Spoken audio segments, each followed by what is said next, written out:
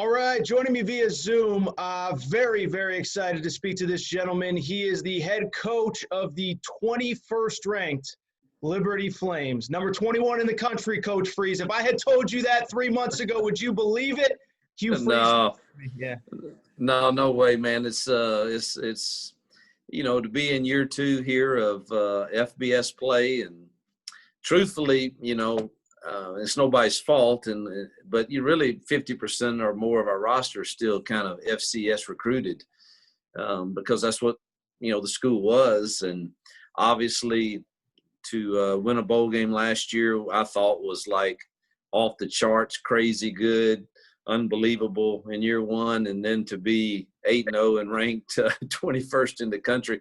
I told our team this morning in our team meeting, I showed them the new poll, and we had moved up one, and I told them to destroy the picture from last week, but save this one because it's when you're not a blue blood in this deal. I mean, you're 1 week away from being kicked out of it.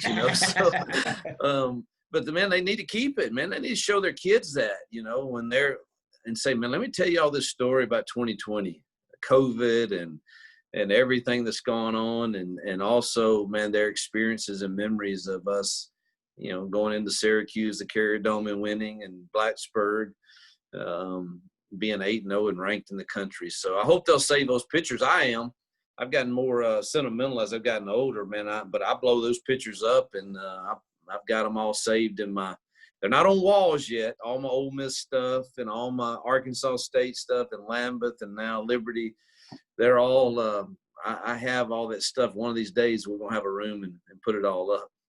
Well, and that's actually what I was going to ask you is, obviously, look, everybody knows about your career trajectory, how quickly, maybe it didn't feel like at the time, but quickly you got to the SEC in your early 40s. Now, obviously, everything that's happened the last few years, are you able to kind of sit back, smell the coffee, enjoy this thing a little bit more, the wins, the victories, the rankings, things of that nature? No doubt, Aaron. For most of my career, I really believe that I drove the profession. I do obviously own that there was a season of about 1.5 years where the profession drove me, and it really can change you. It can cause you not to have joy, not to have peace. You get involved with the idol of self and pride, and man, you just don't. You're not who you want to be, and you're not what you stood for your entire life. You're in this battle now of this profession driving you, and the 2 years off, I really got to look at everything, and had really good friends that I bounced things off of, and obviously my wife and kids, who are the closest to me and know me the best. Had great conversations with them too of how do I make sure that I'm who I really want to be, for not only for you guys, my wife and kids, but for nothing ever really changed about the way I coached. It's worked everywhere I've been. The program I put in place has turned every program I've been to pretty fast. But obviously, it's just such a piece to be back driving the profession, to get out of it. Really, what I got into it for was to impact kids. Let's get back to that. And then the wins and stuff. My dad is good about reminding me of that, I assure you. And so, man, it is, like you said, a joy to – I wish you could celebrate wins longer. Sure. But you have to put them in the trash on Monday morning and move on. But, man, we sure are having a good time doing it. Yeah, no, and that's kind of what I was going to ask next is you mentioned – we know everything that has happened in the past, but you were out of football for 2 years. You spend your whole career building towards this moment. How did you take that time away from football to rebuild, reevaluate everything that you did to put you in the position to where we are now, which, as I mentioned, as we're talking, 21st in the country with a program that's new to FBS, 8-0 heading into the weekend? First it was making sure that I rebuild the hurt of the loved ones that I hurt. That was first and foremost. And I wish I could rebuild it with everyone that feels like I've hurt them. I wish I could. I don't know that that's possible. But I sure wish that I could. So that was the priority. And, I had to get it. I'm a plan guy, man. You got to have a plan for everything. So, all right, what is the plan? And I had a good one for that obviously was awesome. And it really made Jill and I much, much closer than we ever thought possible. It's funny how the things that strain you and the hurts and the difficulties you go through, God can bring healing and even make you stronger. And that's really what's happened in our family. And then you start looking at, so my original thing, Aaron, was, all right, I'm probably going to have to go back and just be an OC and call some ball plays again like I used to. And so you start looking at, man, everything that I did offensively, and all right, do I want to, because I still call the offense, and I still called the same stuff I did when I was a high school coach. And so I might ought to change some of the wording or something. I don't know. You think you got to improve or something. And so I started going through all of that through those 2 years. All right, how do I make it more simple? How can we go faster? And man, quickly I started realizing when I'm watching all the stuff and looking at the trends, I might ought to be more concerned with playing complementary football than I am with scoring points. And I really had a kind of a transformation. And I think that's the reason we beat Virginia Tech the other day. I mean, there's no reason. I mean, they're loaded with 4-star kids and 3-star kids. Ranked their average recruiting class the last 3 years was 30th in the country. Ours is, 129. if there's 129, I don't know how many football playing schools are, but we're right at the end because obviously we've only had one recruiting class. But and I think the reason we won some of those games is of that 2 years off when I really dug in and evaluated everything in a program. And fortunately, I had some opportunities to be an OC, but man, when Liberty came calling with the head job, and my wife, really, who I lean on a lot after visiting here, just said that this is best for us at this point. So explain that, because I've admittedly, I've never been in the university, but I was reading a ton about the setup that you have there. My understanding is they built you guys a house from the ground up when you showed up. So, I want to give Liberty some of the credit here for what the infrastructure that they put in place for you. But for people who aren't familiar with the school, go ahead. Yeah, it's unreal. I don't know of another non-Power 5 that has any better facilities than we have. I mean, they have put their resources into developing the football program that Jerry Falwell Sr. envisioned in 1971, and they've not shied away from putting the resources into it. We got a brand new indoor facility that it's really better than the one I had at Ole Miss, and then they opened up our $30 million operations center this year that I'm setting in right now, and overlooks the stadium here. And so the infrastructure is, I just can't imagine. I haven't been to all schools, and I'm certainly not saying we're better than all schools, but I find it hard to believe there's a non-Power 5 that has anything better than we do setting here facility-wise. Our academic center is right beside us. It's a really great setup here on campus in the Blue Ridge Mountains. It's a beautiful place, and love our home that they blessed us with, and that Jill and Madison designed most of it. So that was pretty neat.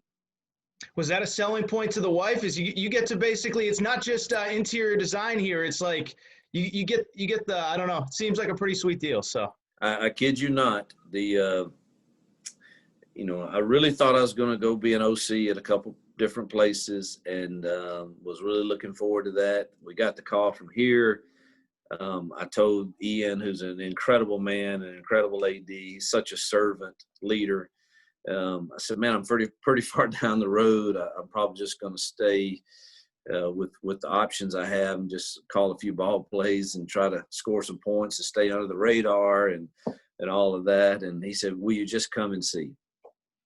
And man, when everything was going great, but when my wife heard that, It was the old nudge. You got the nudge that said, this is probably what we're going to do. Fantastic. So tell us a little bit about your team. I mean, obviously 8-0. I know we just referenced it. A lot of guys that were recruited to the FBS or FCS level, excuse me. I think talking with you this morning, I talked with you a little bit last week. I think even you're a little bit impressed, surprised, happy with the output that your guys have put forth this year. Is it fair to say you're a little surprised? I mean, we know how tough it is to win games here every weekend in college football, let alone 2-0 against ACC Power 5 type teams. What do you make of this group, and how have you, and I don't want to give you all the credit, but your staff, the players, everybody come together to put together this 8-0 start? Yeah, it's totally been a team effort, in particularly, Aaron, not just the coaches and the players, but this COVID has brought this whole new, I mean, without our nutritionists, our strength staff, our medical team, who, good gosh, those poor kids that are on that medical staff and the training staff that have to get up every 3 mornings a week to come test us for COVID. And I mean, it's just a team effort. And our bubble principle has been awesome. Of course, our facilities help because we not only eat here in the training table, work out here, practice here, but we also have enough room. We do our academics here. So they actually go to class in our building. Oh, wow. And so we've been fortunate. Now, we're like everyone. COVID has affected us, and certainly we've had our share of cases. But, man, to this point, it hasn't been a rash that really altered who we are. And now it could happen any week like it does with any other school, but to this point, we've been very blessed. And so it's a combination of all those. And then obviously the leadership of our team buying into believing how we prepare for success, and then having the confidence to go out and do it. And, one thing I'll say is we'll walk into NC State Saturday night, not having the same roster and not having the same size, speed ratio and all of that, but our kids will be confident. And, I think it starts with them believing that and then taking it into the locker room. And obviously you got to have quarterback play, and Malik has played really, really well to this point, and hopefully will continue. I know you're on a tight schedule here, so I'll just get you out of here on a couple quick questions. The first one, how much outside of Liberty are you able to watch? And the reason that I ask is I was thinking about this morning. I mean, you could argue the most dynamic offense in college football right now is Alabama. And Coach Saban has been very outspoken about, your teams with the RPO and all that stuff back in, 6, 7, 8 years ago were giving him fits, and it completely made him reevaluate, what he's doing and all that stuff. So I guess what I'm trying to say is, if they win it all this year, is he going to send you a national championship ring, or what's the deal? Well, I mean, I think he probably owes me one or two. That's what I'm saying. From the past. Well, that's true, man. Yeah, Nick is he's a dear friend, and I called him after he made those comments, and he's just very kind, and he's and people don't. Not only is he a great football coach, but people like him, when you're down and you're going through a difficult season, he's a real friend. I mean, really? he's strong, and he takes time and his wife, Miss Terry. They both take their time to spend time with Jill and I and get to know us and hear our story, and man, will fight for you, and people like him and Gus, and they're really, really good friends. I have to be careful, I'm friends with both of them. Of course, one's at Auburn, one's at Alabama.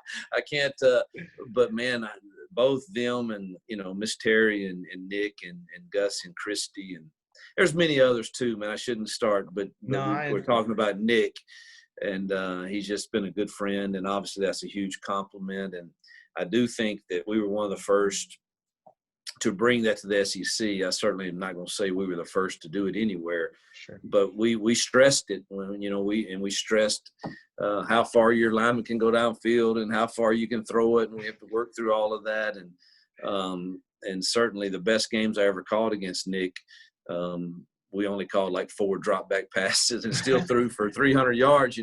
That's good for offensive linemen, because what most teams offensive line is probably not going to be as good as Alabama's defensive line. So if you don't have to pass protect, that's advantageous. So I think everybody's doing a little bit of it now, though, it seems like. And you're going old school, smash mouth, 3 yards in a cloud of dust. Is that what you're saying? Is basically what you're doing over there? No, I'm kidding. I will never change what I do offensively. Never. I'm just too. I wouldn't know what else to do. So no, I'm not going to change at all. Now, I may slow it down though. I'm still going to do the same thing though. That's what I was saying. Is I've seen you say at other places. I know you just mentioned it a minute ago. Is the idea, especially against Virginia Tech, that probably had helped you. Last one, man, I got to ask, I hate to do it. I don't want to take anything away from what you're doing at Liberty, but obviously we know how this business works. And you know what I'm going to ask? And we kind of we spoke about what Liberty offered you and your family and what they continue to offer. But we know this thing, how it goes, and you're going to get calls. I mean, what would you say to the people that assume whatever? I'll just put it on your plate because I don't want to put words in your mouth, but obviously, these phone calls are going to come here these next few weeks. And I'd just be curious what your response would be to that. Well, it's flattering. It means that something has gone well here and we've made this place better for sure. And, these kids have bought into everything that we've asked. And, one thing that I know I'm so grounded right now is that I live where my feet are. And my whole commitment is to developing this program and these young men here. I've been honest with the administration and our team. I've never done that before, and it may backfire on me. But I've been very transparent in saying it would take something really, really special for me to leave what they've done for me here and what I think we can build here. And I mean that. And I've already had some flirtations last year and earlier this year. Hey, would he be interested in this, this, and this? And nothing to this point has made me feel like I should leave Liberty for. So it would take something really special, Aaron. And obviously I'm at peace here. And man, if I'm blessed to be the coach here at Liberty for another 5-10 years, I don't know if I want to coach much more than 10. I don't want to be Nick at 75. I want to play golf and fish, every day. So, but man, I'm thankful that it's good that people are talking about us. I told our team all the time, let's make them talk about us. I like that. But, it does kind of become distracting some. That's why I address it with our team openly and say, listen, you guys are where I'm at. My commitment is to you, and it would take something really special. And you'd be the first to know if that ever comes. Fantastic. Well, Coach, I could talk to you all day, man, and I appreciate your time and your candor and your honesty. I know you got a lot of other interviews and media stuff to do today, so I appreciate you finding a small window here to speak with me, to chat. Maybe in the off season when things are a little slower, we'll catch up. We'll go a little bit longer, but it was fun. It was insightful, and I truly appreciate your time today, Coach. Yeah. Oh, thank you so much, Aaron, for having me.